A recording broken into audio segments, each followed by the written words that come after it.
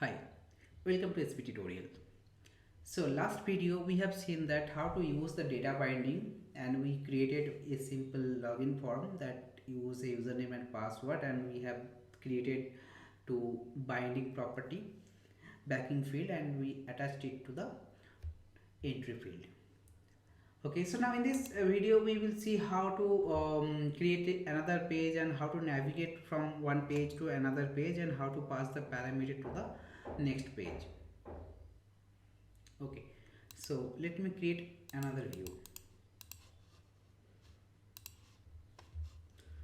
I'm selecting .NET MAUI, and here I am selecting .NET MAUI content page.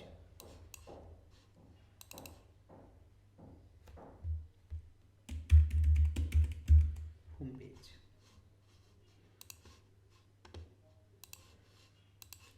Okay, so let me put it as a home page.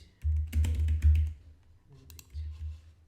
Okay, so now after successfully the login, what we will do, we will navigate to the login page to home page. So how we will do it? So let me open the main page view model. So here we have created the login command. So this is the display alert of login success. So what we'll do, we will navigate from here. Okay, so to use the navigation, what we need to do, here we don't have the navigation page. So navigation page, we don't have the navigation. Okay, so what we have to do, we have to create one property called so let me create one property called prop, and that is called iNavigation. Okay, so what we will do, we will use the iNavigation inside this constructor navigation, and what we will do, we will assign this navigation equals to navigation. Okay, fine. So now what we have to do, as we added this property iNavigation inside the constructor parameters, then we need to pass it from the views also. So here is our main page where we have assigned this binding context. You can see it is showing the error sign. That means we need to pass the navigation here. So here we are passing navigation.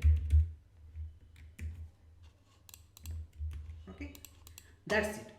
Now what we will do, we will use this navigation property to navigate from a page to another page. So navigation dot push async, we use the push async method to navigate from one page to another page, and here we have to pass the page name. So our page name is home page. Okay, so let me use the namespace also. That's it. Now what we'll do, if we want to pass any parameter here, we can pass it from here. So suppose here we want to pass the username. So here we are passing the username. Okay, now you can see that it is showing an error. Let me go to that home page, and here we are using a string called username, and we have one label here. So let me put a X name here, username. Okay, I am putting that LBL username. Okay, so here what we will do, we will assign that label username dot text equals to this username. Fine, that's it. So now once we will click on the login, if login success, then it will navigate from one page to another page. So now what things we need to do, that is, remember, so here we use the navigation. So navigation, but we have not declared the navigation page to our root page. So that is the things we need to do. So we will go to the app.xml.cs, and here instead of doing this new main page, we will do one thing. We use the navigation page, and inside this navigation page we will use this main page,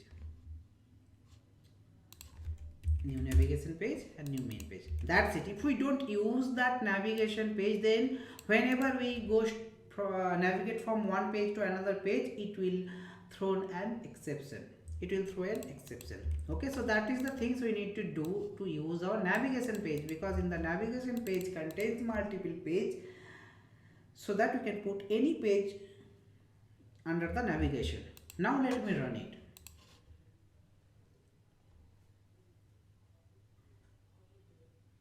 Okay, so if I click on the login, it is showing login failed. Let me put ABC 1 2 3 4 5.